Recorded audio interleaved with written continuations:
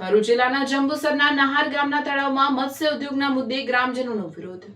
ભરૂચ જિલ્લાના જંબુસર તાલુકાના નહાર ગામના તળાવને મત્સ્ય ઉદ્યોગ માટે આપવાની કાર્યવાહી સામે ગ્રામજનોએ વિરોધ નોંધાવ્યો।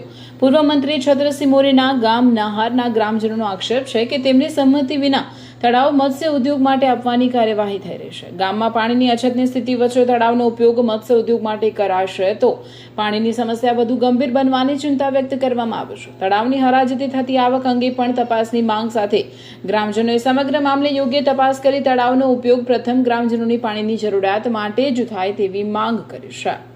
ઇજારાદાર દ્વારા ગામ તળાવમાં પોતાની મચ્છી બહાર ના નીકળે તે માટે આડબંધ બાંધી દીધેલ છે। આ આડબંધને કારણે વરસાદી સીમનું પાણી તળાવમાં આવતું હતું તે અટકાવવામાં આવેલ છે, જેથી ખેતીમાં પાણી ભરાઈ રહે છે અને ખેતી પાકમાં ભારે નુકસાન થઈ રહ્યું છે।